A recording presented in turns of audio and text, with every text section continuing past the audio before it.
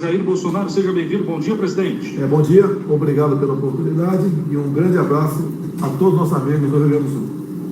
Prazer estar falando com o senhor aqui na programação da Rádio ABC mais uma vez. Presidente, quero começar pelo dia de ontem, onde nós tivemos, inclusive já foi destaque aqui na programação, domingo marcado por manifestações em defesa do voto impresso, manifestações inclusive do senhor na programação já. Como é que o senhor avalia o dia de ontem e também a inclusão do voto impresso no sistema eleitoral, presidente Bolsonaro? Olha, o que eu gostaria que acontecesse, bem como uma parte considerável da população, que nós tivéssemos eleições democráticas. Ninguém está falando que não quer eleição. Nós queremos, mas eleições limpas. Porque a gente não pode admitir que o ministro Barroso participa da soltura do Lula. Depois participa também de uma forma de torná-lo elegível. E ele mesmo é que vai contar secretamente os nossos votos numa sala no TSE. E todo ato público, todo ato administrativo tem que ser público. E a contagem pública dos votos se faz necessária. E nós estamos oferecendo ao Brasil a possibilidade de que cada um eleitor tenha certeza que o voto a que ele der, esse voto será contado.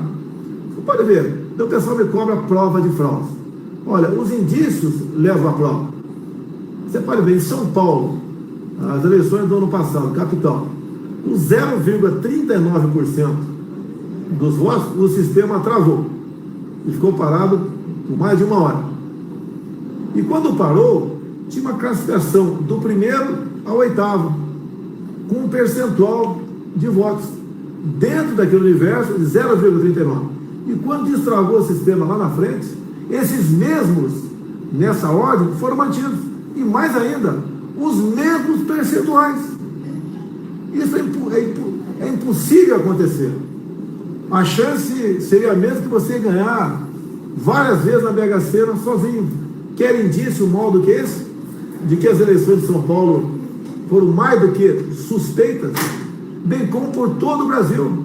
Várias pessoas reclamando que iam apertar a tecla 17, aparecia a foto de outro cara. Ou apertava o 1, já aparecia a foto do Haddad. Então isso aconteceu largamente no Brasil. E eu acredito que só fui eleito porque tive muito voto no Brasil. Então nós queremos acabar com essa dúvida, porque afinal de contas, eleições sob suspeição causam problemas, e nós não queremos problemas para o Brasil. E é uma coisa que está alertando há mais de um ano de antecedência. Bom, essa manifestação do senhor ontem, presidente, sem eleição limpa, não haverá eleição. Essa frase que o senhor disse em uma das manifestações, se eu não estou enganado, na Avenida Paulista, se confirma? Confirmo, não haverá eleições democráticas. Agora, eu acho que você, qualquer um, quer eleições limpas. Você não quer votar num vereador no teu município e depois, no final das contas, bem que ele teve 0 votos. Isso aconteceu largamente no Brasil. Agora, sem eleições limpas e democráticas, não tem eleições de verdade. Tem uma farsa. Tem algo que pode se chamar de tudo, menos de eleições. Essa é a verdade. Sim. Que o Barroso, o ministro, devia ser o primeiro a estar do lado do povo brasileiro. E não simplesmente falar que eu não quero. Quem ele pensa que é, para dizer que a vontade dele tem que ser a que vale no Brasil. Ele virou semideus? Ele acha que ele é intocável? Ele é o dono da verdade? Quem o senhor Barroso pensa que é? Todos os poderes têm limites. Eu tenho limites. O Legislativo tem. Por que alguns do Supremo acham que são os donos da verdade, podem tudo, e ninguém pode reclamar de nada? Então eles têm que baixar, ele tem que baixar a crista dele um pouquinho, tá? E se adequar à realidade. Você pode ver uma coisa, estava tudo certo para aprovar na comissão especial. O senhor Barroso vai para dentro do parlamento brasileiro, se reúne com vários líderes, e depois da reunião, a maioria desses líderes troca os integrantes da comissão por aqueles que vão votar contra a PEC do voto impresso. Isso é uma interferência clara do que está acontecendo. O que o Barroso quer? Ele quer as eleições que possam ser manipuladas, ou, no mínimo, gerar dúvidas no futuro. E nós não queremos isso.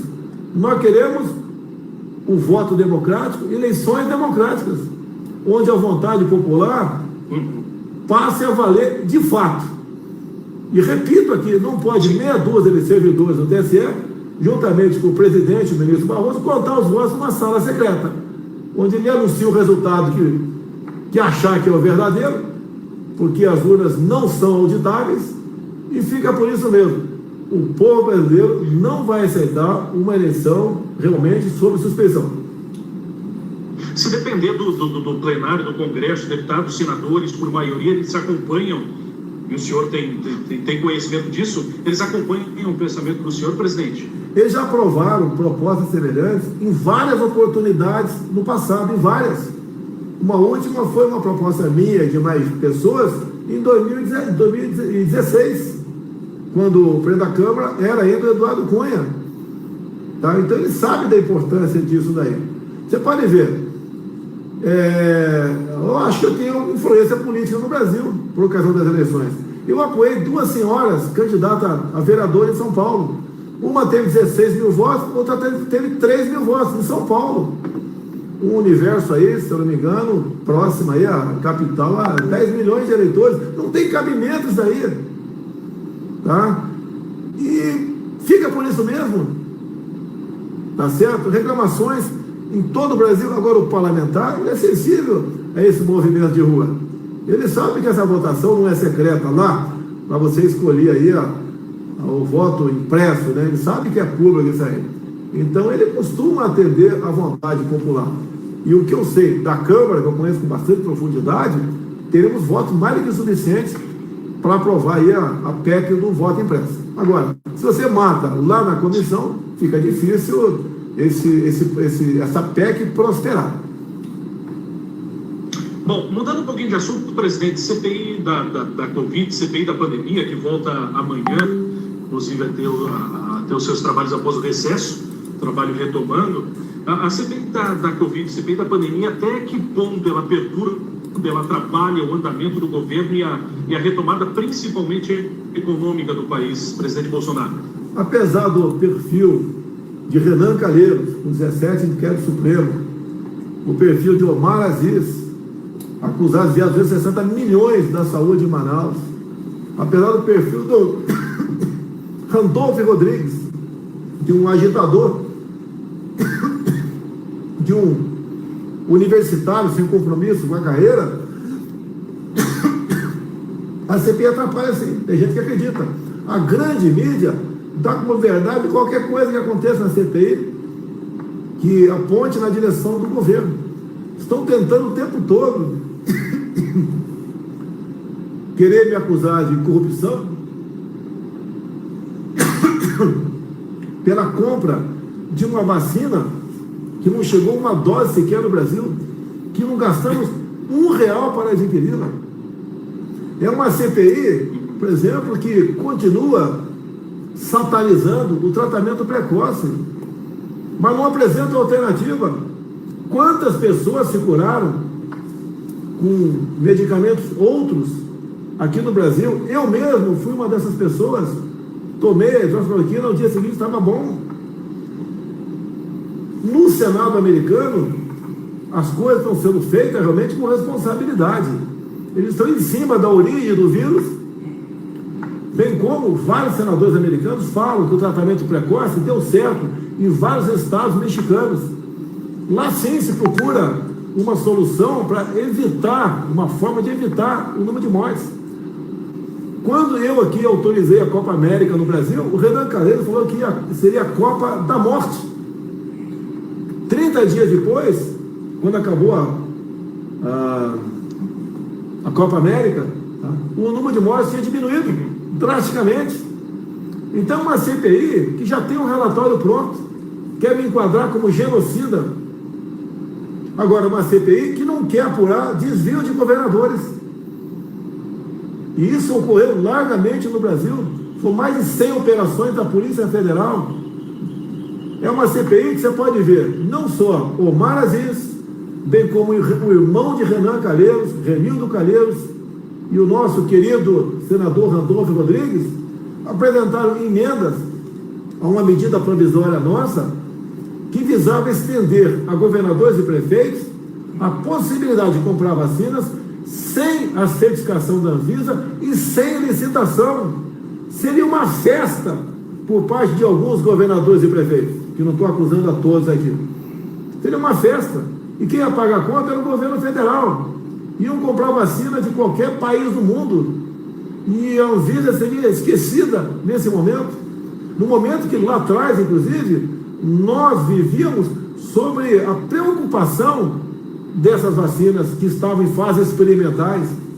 E eu disse claramente lá atrás que nós só podemos comprar vacina, só compraríamos depois que ela fosse aceita pela Anvisa e só pagaríamos depois que ela chegasse ao Brasil. Então, uma CPI política, como quase todas as CPIs em câmaras municipais, legislativas, como quase todas, acontece. Tem um objetivo político claro. Bom, presidente, virando um pouquinho a chave também, falando agora sobre as mudanças que aconteceram na semana passada no governo. Faltando 12 minutos para as 10 da manhã, o presidente Jair Bolsonaro, falando com exclusividade à Rádio ABC na manhã deste dia 2 de agosto. Sobre as mudanças que ocorreram na semana passada, por que a troca de algumas pastas, como, vou usar o exemplo, Nix Lorenzoni, gaúcho, nosso conterrâneo, indo para o Ministério do Trabalho, e também a chegada do Ciro Nogueira, do chamado Centrão, por que ocorreu isso? Questões políticas? Como é que o senhor analisa essa situação, já que deu a caneta para que ocorresse essas trocas? O melhor funcionamento do Poder Executivo. O Nix Lorenzoni é meu amigo de muito tempo. Ele eu chamo de marinheiro de a primeira viagem. Ele esteve comigo 2 anos antes das eleições, esteve comigo. E eu falo para ele, já que você é meu amigo, você é meu coringa aqui. Você vai para qualquer lugar para apagar o incêndio ou resolver um problema. E ele tem se comportado muito bem. Uma pessoa excepcional, o Nix Lorenzoni.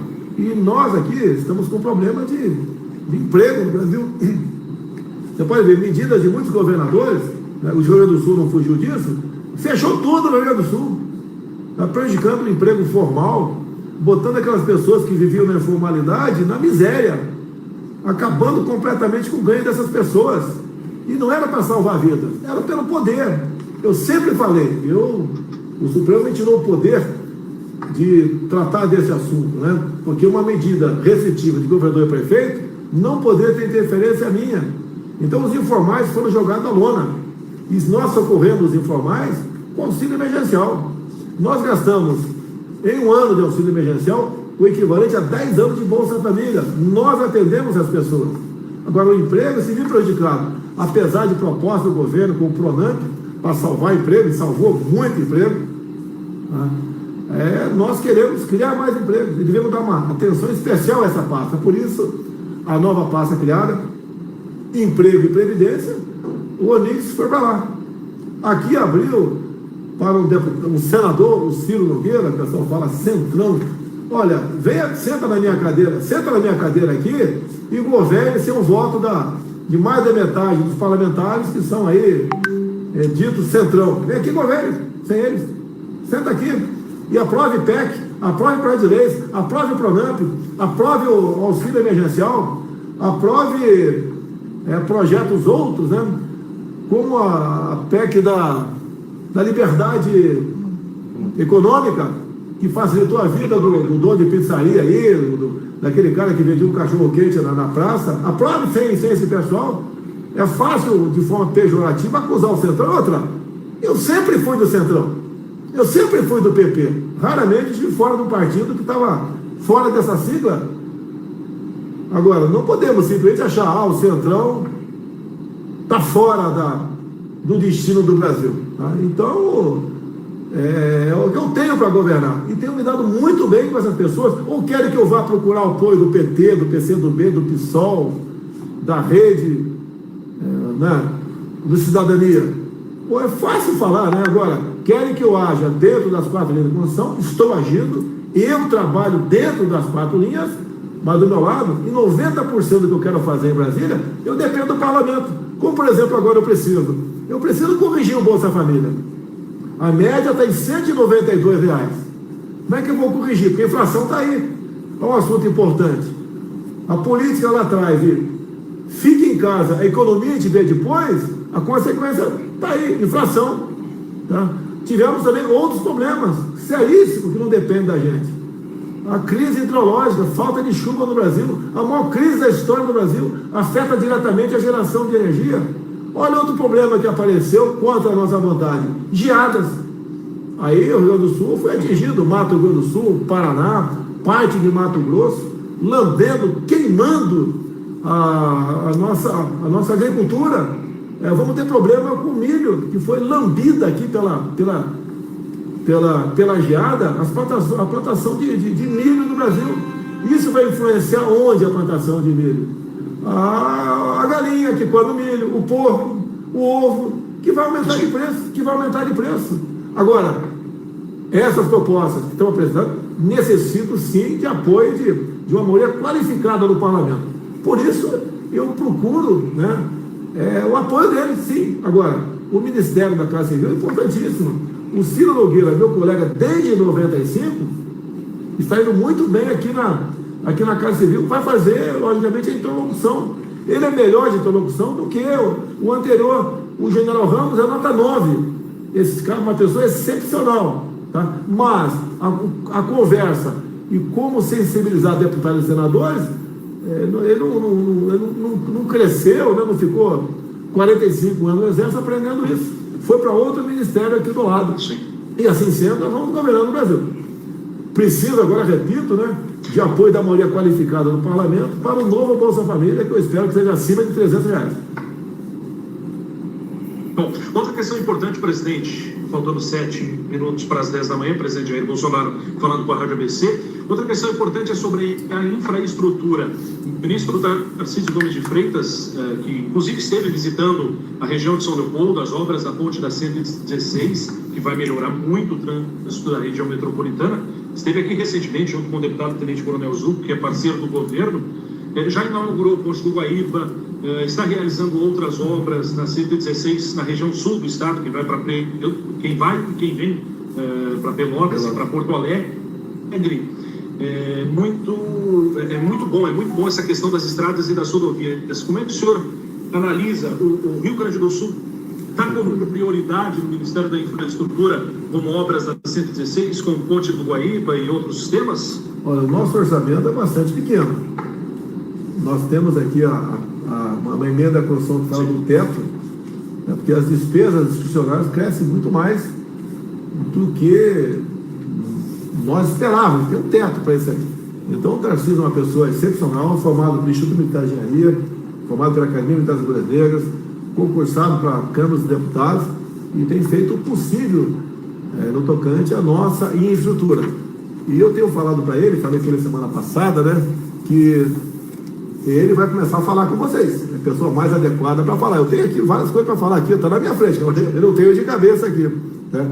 Concessões previstas no Rio Grande do Sul, BR 158-392, a 290, a 153, a 116, está o Exército Brasileiro participando da sua duplicação, porque o custo é bem mais barato para o Exército e a garantia de uma obra bem feita e entrega antes do seu prazo. Assim tem sido feito o trabalho do Exército junto com os batalhões de engenharia. Você pode ver, Bagé, o prefeito lá esteve comigo aqui o ano passado, e eu estava indo para o Rio Grande do Sul, dei uma carona para ele, e ao longo do caminho conversamos com o ministro da Defesa e o comandante do Exército.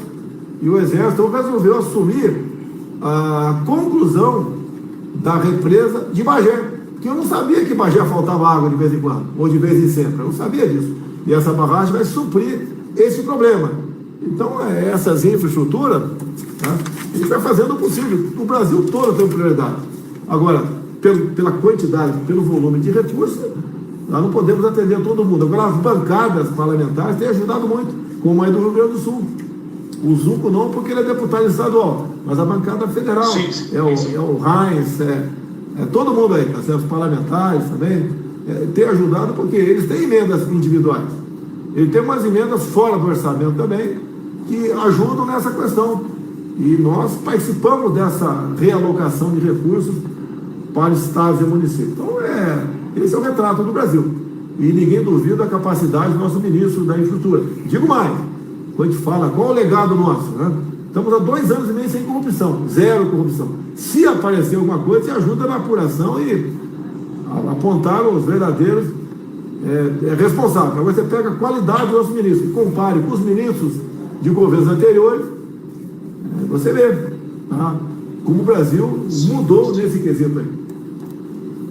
Presidente, uma outra questão é sobre o horário de verão. Em julho, algumas associações empresariais mandaram uma carta ao governo pedindo o retorno do horário de verão, né? E vejo que não há nada muito formal ainda, mas é um movimento que vem tomando corpo, O senhor está estudando o caso junto com o Ministério de Minas e Energia? Estaria disposto a voltar atrás desse assunto? Olha só, lá atrás alguns parlamentares me procuraram para botar um fim no horário de verão. Eu sempre, como parlamentar, quis botar um fim no horário de verão também, confesso para vocês aí. Eu conversei com o João Campos de Goiás. Eu pedi um estudo ao ministro Bento das Minas e Energia. E ele apresentou o estudo para mim e chegamos à conclusão que o horário de verão não economizava energia como se falava. E a maioria da população era favorável ao fim do horário de verão. Bem, apresentamos o decreto, mudamos o decreto, se comprovou realmente que não aumentava o consumo de energia, que era o ponto focal principal da existência do horário de verão, e até o momento eu vejo que continua a maioria da população contrário ao horário de verão. Se a maioria mudar de posição, eu sigo a maioria. Eu sou democrata, eu sigo a maioria. Mas no momento, eu sei que para alguns setores, né, aumenta o faturamento, porque a pessoa fica mais tempo aí frequentando o comércio, isso a gente pesa aqui também, mas no momento não tem clima, apoio popular para a gente voltar ao horário de verão. Eu particularmente, porque era contra. O meu relógio biológico altera a diferença de 1 hora, alterava bastante, né?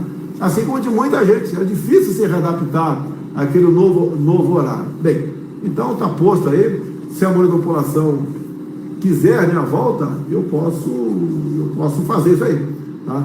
Me deu até uma ideia, eu quero falar, tem uma rádio que eu ouço quase sempre, né? Vocês podem fazer a mesma coisa e fazer uma pesquisa na rádio, se tiver um link para isso, faça uma pesquisa e vamos ver como é que fica a vontade popular. Sim. Qual o risco de faltar energia no Brasil? Olha só, a grande crise foi lá atrás no governo Fernando Henrique, não foi culpa dele, foi uma crise de estiagem, né? Falta de água no Brasil. Agora, de lá para cá, tinha mais uma outra crise, se não me engano, em 2004, e em função disso, né, foi investido lá atrás também em outras fontes alternativas de geração de energia. O Brasil cresceu muito na geração de energia eólica, em especial no Nordeste. Olha que ponto nós chegamos no Nordeste. Quando começa um vento constante, a energia produzida por essas estações eólicas são suficientes para abastecer a região Nordeste. Investimos também em outras, eu particularmente, desde o início do governo nosso, mandei zerar os impostos de importação de placas fotovoltaicas, para quem quiser colocar aí um telhado para gerar energia, né, faça de forma mais barata. Estamos aqui ultimando a conclusão da usina de Angra 3, que foi muito prejudicada lá atrás com aqueles movimentos contra a energia nuclear, em especial o pessoal da esquerda, né, muito prejudicado. Estamos investindo também em biomassa. Estamos vendo muita gente, fazendeiros, aplicar na sua propriedade aí essa que a gente chama de pequena fazenda com placas fotovoltaicas, como por exemplo o estado do Paraná, do governador Ratinho Júnior aí. Ele tem dado um estímulo enorme para PCHs, pequenas centrais hidrelétricas. Ele tem ajudado bastante. Então cada vez mais depende um pouco menos, né, da energia que vem das hidrelétricas. Mas, segundo o Ministério das Minas e Energia, o nosso almirante Bento, ele disse que nesse ano não teremos racionamento, não teremos falta de energia, mas sempre pede a todos, como peço agora, quem porventura tiver uma luz acesa lá na tua casa, por favor, apaga essa luz lá na ponta da linha, vai fazer a diferença. E quando nós botamos uma bandeira vermelha, que cobra-se um pouco mais na energia elétrica, não é maldade do governo, é para poder pagar a energia que vem das termoelétricas, que é muito cara, que vem aí de óleo diesel, em grande parte, né? E o objetivo é esse. não estamos tendo sorte nessa eleição. Peço a Deus aí que nos ajude, mandando água para o Brasil. Com certeza. Presidente, uma questão em relação às vacinas agora, na área da saúde. Nós temos algumas projeções do Ministério, do ministro Marcelo Queiroga, para vacinar toda a população, pelo menos com a primeira dose, até o mês de setembro. O Brasil, na opinião do presidente da República, está em um bom desempenho na área da vacinação, presidente? Tirando os países que produzem vacina, o Brasil é o melhor país nesse quesito. Alguns falam que devia ter comprado vacina no ano passado. Eu te pergunto, quem estava vendendo vacina no ano passado? Alguns estavam vendendo para entregar no final de 21. Tá? E estavam vendendo com a Pfizer, por exemplo. O pessoal me acusa, não comprou a Pfizer. Tinha um item no contrato da Pfizer que dizia o seguinte: não nos responsabilizamos por qualquer efeito colateral. Como é que eu posso comprar uma vacina dessa? Se a própria empresa diz que desconhece os efeitos colaterais, né? Se tivesse comprado, não teria chegado no ano passado, chegaria a partir de março, a primeira dose aqui. E tinha que passar pela Anvisa. Bem, como é que isso foi resolvido? O Congresso Nacional resolveu aprovar um projeto de iniciativa do presidente do Senado, Rodrigo Pacheco, que foi sancionado dia 10 de março, permitindo que se comprasse a vacina da Pfizer, mesmo com aquela cláusula no contrato, que eles não se responsabilizaram por qualquer efeito colateral. Então assim foi feito. A Pfizer já está chegando no Brasil, por enquanto sem problemas, tá? E essas vacinas passaram pela Anvisa. Seria irresponsável querer um medicamento sem a comprovação científica para a vacina, comprar sem passar pela Anvisa. Alguns falam que eu apoiei a hidroxicloroquina e a ivermectina, que não tinha comprovação científica. Não tinha para o Covid, mas sempre foi largamente usado para combater piolho e combater a malária. E não tem qualquer efeito colateral no tocante a isso. E isso que as pessoas da medicina dizem, que é um tratamento off-label. Chegou algo desconhecido. Não tem no remédio comprovado para aquilo, porque demora anos você conseguir algo reprovado para aquilo. Quando se consegue? É igual a vacina da AIDS, não tem ainda. Estão testando ainda. Há quanto tempo? Desde o início aí dos anos 80. Já estamos aí com praticamente 40 anos e não tem a vacina ainda para a AIDS. Então o Brasil, tá, passando pela Anvisa, como passou aí a Coronavac, batendo na trave, mas passou, entre outras, no momento, nós já distribuímos para o Brasil 176 milhões de doses de vacina. Já foram aplicadas 140, de 176 distribuídas, 140 já foram aplicadas. Logicamente, muitas dessas são a primeira dose. Mas o Brasil está indo muito bem, é o melhor país do mundo, tirando aqueles que produzem nesse quesito. No Rio Grande do Sul, né? O ministro... Desculpa. Não, aí o Rio Grande do Sul distribuídos 10 milhões de doses e aplicadas 9 milhões. Tudo trabalho do governo federal. O Marcelo Queiroga vem fazendo um bom trabalho, presidente, na avaliação do senhor? Olha, é difícil fazer um bom trabalho na saúde, né? Porque além dos problemas que nós sempre tivemos com a saúde, teve a pandemia também.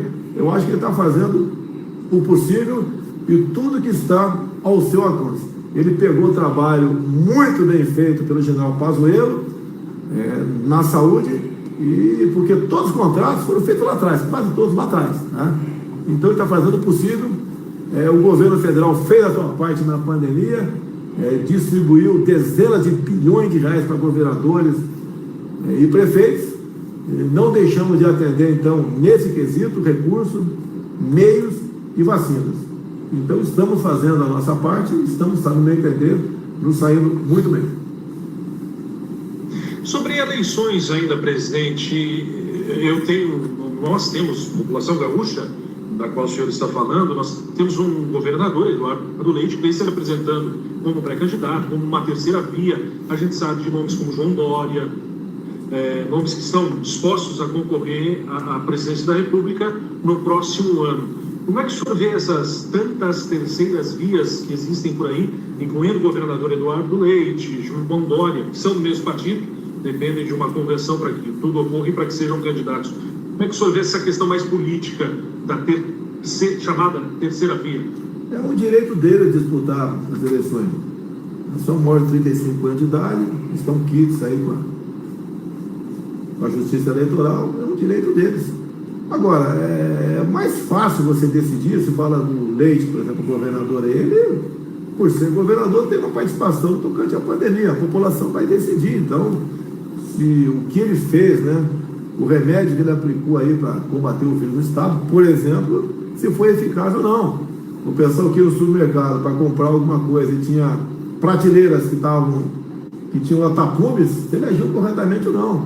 Se ele agiu corretamente ou não, fechando o estado todo, independente do município ter caso de vírus ou não. Os mais humildes vão saber se ele agiu corretamente ou não, obrigando a ficar em casa por meses, tá? Pessoas que trabalhavam de manhã para comer de noite. O pessoal da rede hoteleira vai saber também como é que ele tratou o pessoal da rede hoteleira, bares e restaurantes, e como é que ele fez isso aí. Se ele agiu corretamente, tratando aí todo mundo iguais. Se ele agiu corretamente, dizendo que o pessoal vai ficar dentro de casa, que o vírus vai embora. Tá? Inclusive as últimas declarações dele também é de cunho pessoal, não entra nessa área aí, vai decidir isso aí. Eleições é isso. Agora, o que nós queremos, eu não sei se o Eduardo Leite pensa da mesma maneira também, o que eu quero é um voto democrático e eleições limpas e transparentes no ano que vem. Nada de dúvida por ocasião das eleições. A alma da democracia é o voto popular contado, né, de forma pública. No mais aí, quanto mais candidato tiver, no meu entender, mais opção para o povo. No estado do Rio Grande do Sul tem uma peculiaridade. Nós temos dois pré-candidatos também, o Onyx Lorenzoni e o senador Reis. O Onyx, ministro do governo do senhor, como disse, fiel escudeiro ao governo Bolsonaro, e o Reis também, senador da República, fiel escudeiro ao governo Bolsonaro. Inclusive o estado fez campanha para o senhor. E aí, presidente, quem que o senhor vai apoiar se concorrerem ao governo do estado, do Onyx ou Reis? Olha, eu me dou bem com os dois, há muito tempo. O Reis, né, teve comigo no Partido Progressista há muito tempo. O Onyx, é o que eu disse para você, né, conhecia de parlamento, sim, e 2 anos antes das eleições ele acreditou em mim. Eu gosto dos dois. Tá? Eu acho que os dois aí têm crédito, né, junto aos eleitores do Rio Grande do Sul.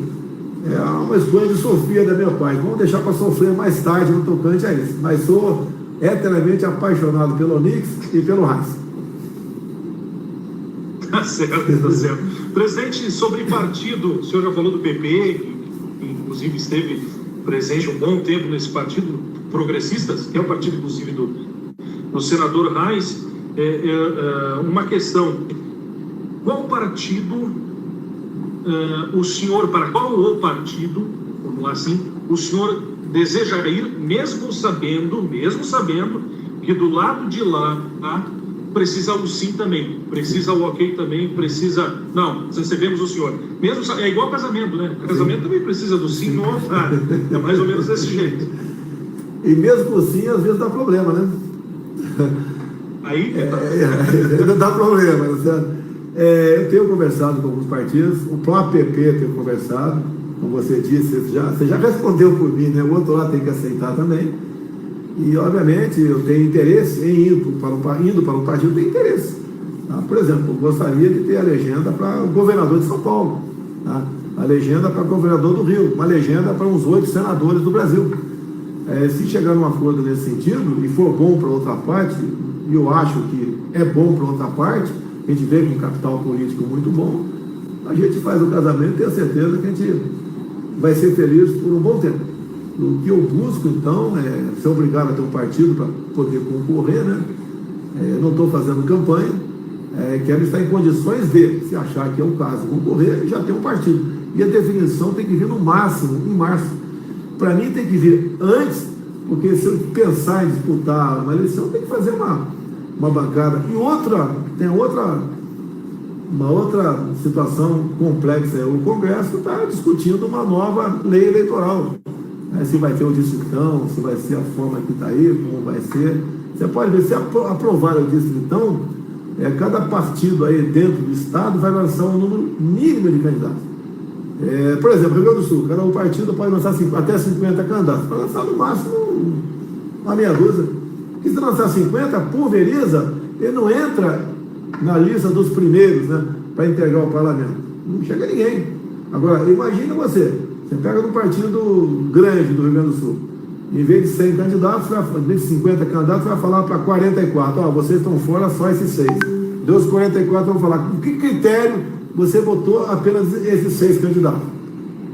Olha a complicação, é mais um problema, é mais um complicador que aparece aí, eu não sei como é que o parlamento vai resolver. Quando se fala em eleições, né, lei eleitoral, isso aí praticamente é privativo do parlamento. A gente, do lado de cá, o Poder Executivo, pouco fala. Sim, sim. Uma questão bem pessoal do senhor, mesmo sem eleições com o voto democrático, vou usar assim, o senhor concorre igual? Olha, a gente não pode disputar umas eleições, perder e reclamar depois. Você pode ver, suponha que seja mantido o atual sistema que está aí. Suponha que eu concorra e perca, mesmo com vários indícios de fraude, como tivemos em 2018, entre outras eleições. No final da linha, quem vai julgar o meu recurso? O Supremo Tribunal Federal. Preciso te responder alguma coisa? E olha o que está em jogo em 22. Não é apenas uma cadeira para a presidente da República, é muito importante. Quem porventura ganhar as eleições, no primeiro semestre de 23, indica 2 nomes para o Supremo Tribunal Federal.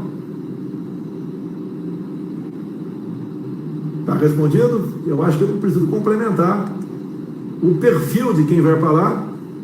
Se aquele cara que tiraram da cadeia, que roubou o país aqui, de forma descarada, que mandou bilhões de dólares para outros países, como Cuba, Venezuela, Angola, Bolívia, para fazer obras em outros locais.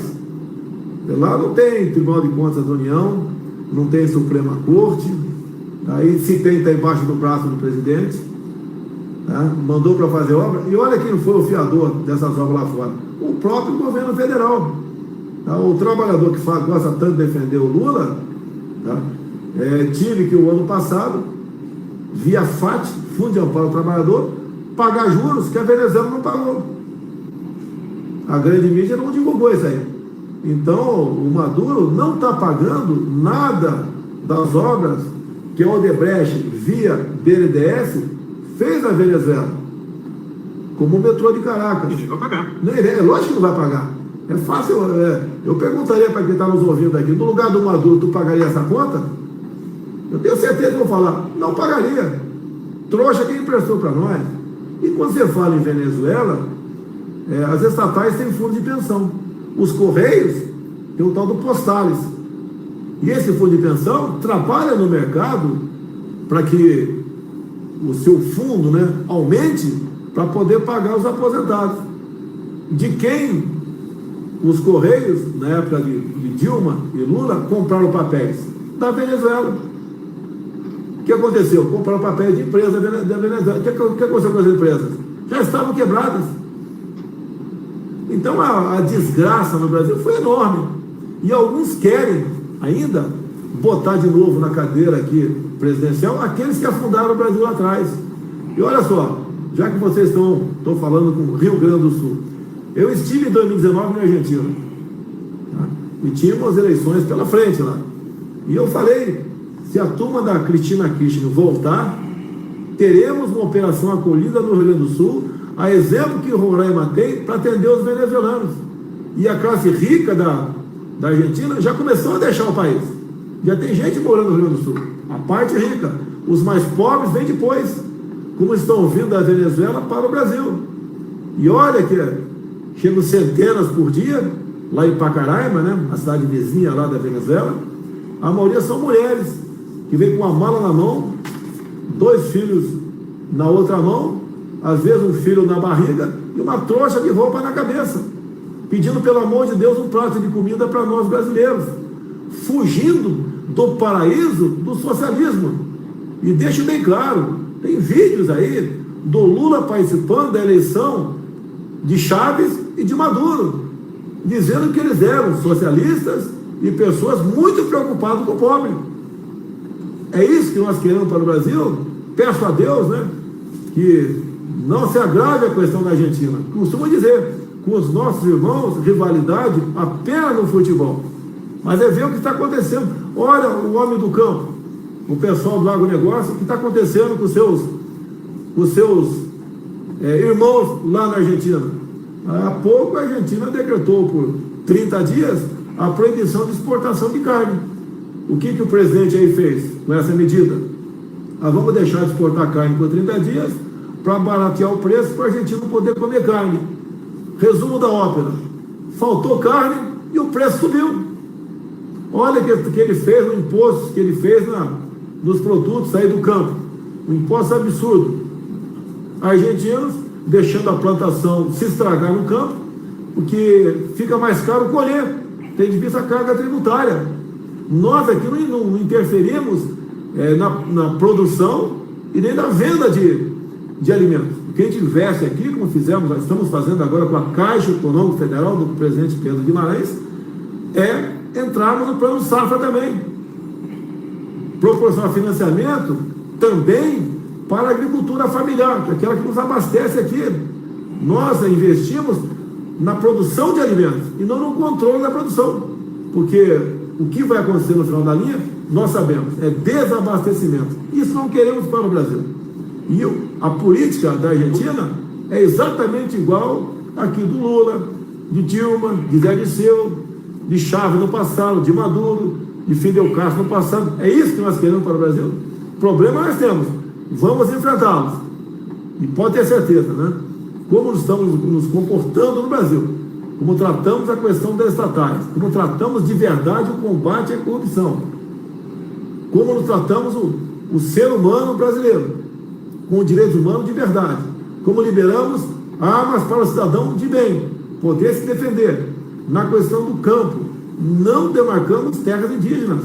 O fazendeiro não dorme preocupado se no dia seguinte terá uma portaria do ministro da Justiça para tomar sua fazenda como se fosse terra indígena. Não estamos contra o índio, fazemos exatamente o contrário. O índio hoje, cada vez mais, está produzindo, como os parecidos de Mato Grosso, o Baiquiris, os Caiapós, os Yanomamis, os Tucanos, estão produzindo. E vários vídeos chegam para nós, contato via o nosso presidente da FUNAI, o Marcelo Xavier, de os índios elogiando a nossa forma de tratá-los, completamente diferente de governos anteriores, que o tratavam como se fosse aí pessoas que eram obrigadas a viver num jardim zoológico. Então estamos melhorando bastante essa relação, diferentemente daqueles outros que pregam aqui, né, a divisão de renda. A divisão de renda não funciona, porque você divide e redivide, daqui a pouco você não tem o que dividir mais. E todos estão exatamente iguais na miséria.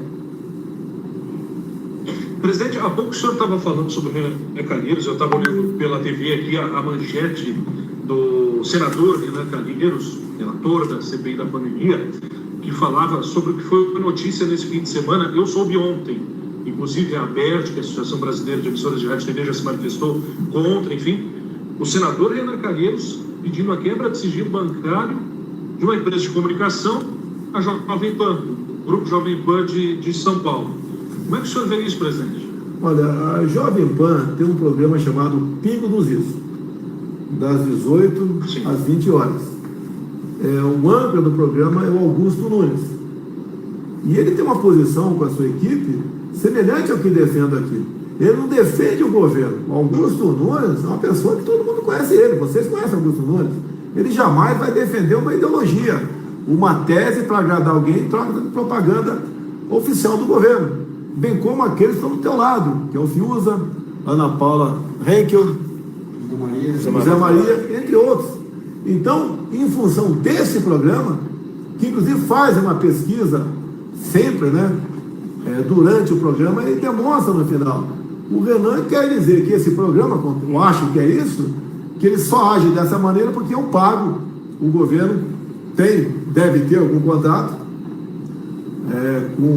deve ter algum contrato para o governo com eles. Que temos alguns contratos com vários órgãos de imprensa do Brasil. Não da forma como era feito antigamente. Alguns bilhões para a Globo e quase nada para outros.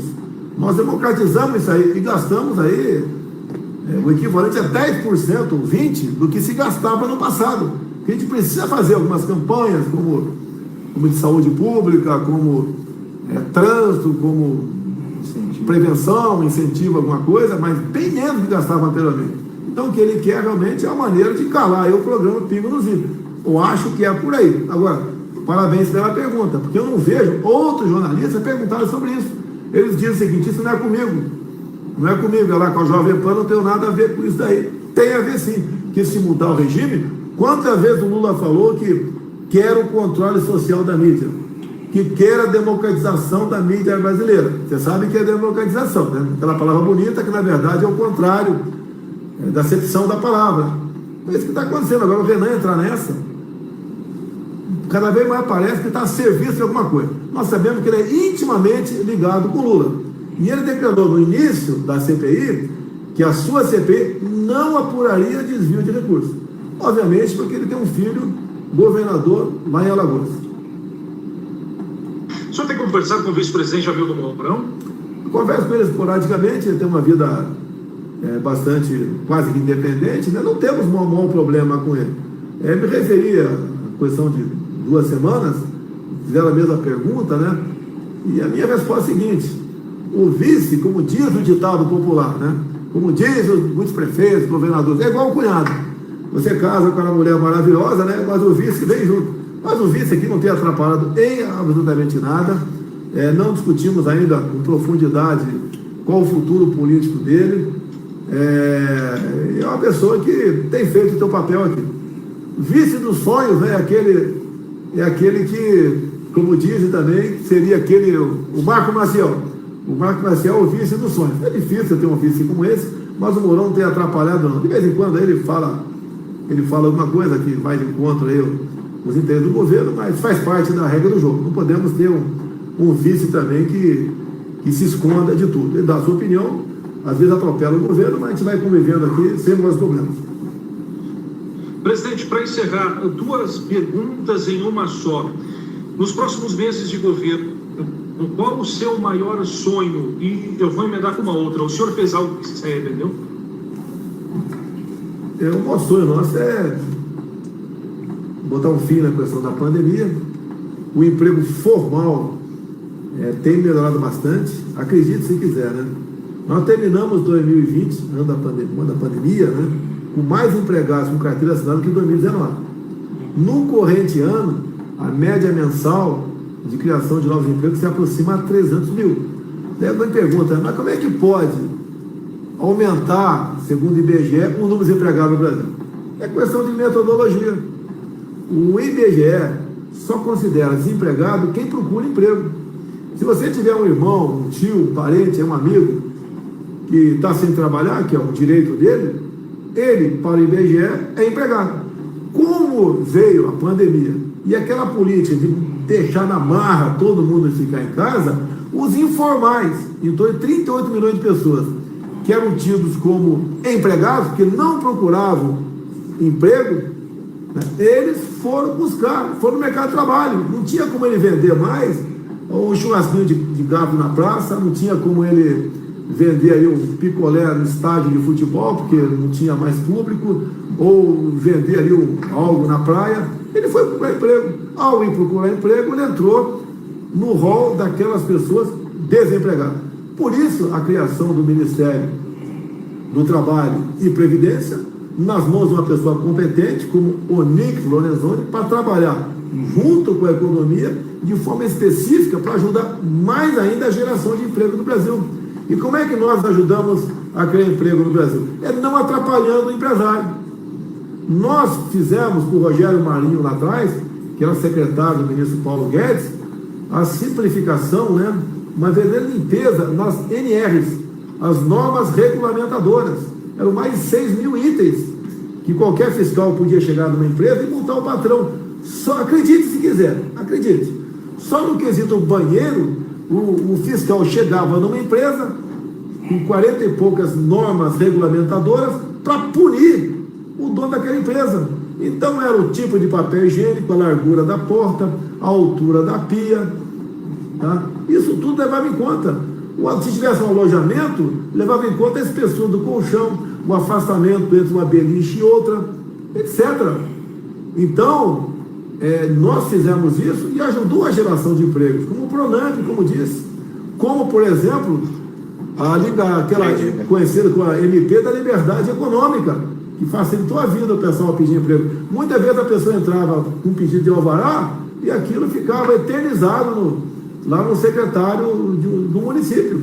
O que nós fizemos daquilo lá? Você entra com um pedido para abrir, por exemplo, uma pizzaria pequena no teu município, se em 30 dias o município não se manifestar, você pode trabalhar. É assim que nós colaboramos com a geração de emprego do Brasil. É o velho jargão, né? Tirar o cangote, tirar o Estado do cangote de quem quer produzir. Sim. Bom, presidente Jair Bolsonaro, 10h27, eu quero agradecer ao senhor por falar com exclusividade à Rádio ABC. Obrigado por ter aceitado o convite. Um abraço a Joana Martins, que é sua assessora, que combinou tudo conosco. E lembrando, nós recebemos o senhor como deputado federal, recebemos o senhor como pré-candidato, primeiro grupo do Estado a receber um pré-candidato, na época, Jair Bolsonaro, e hoje, falando como presidente da República, aos microfones da Rádio ABC, aos gaúchos. Presidente Jair Bolsonaro, sempre à disposição. Um abraço para o senhor, e como o senhor me recebeu, eu faço aqui, ó, continência. Muito obrigado, um abraço nos gaúchos e um beijo nas gaúchas. Valeu. Valeu, obrigado, presidente. 10h28, presidente.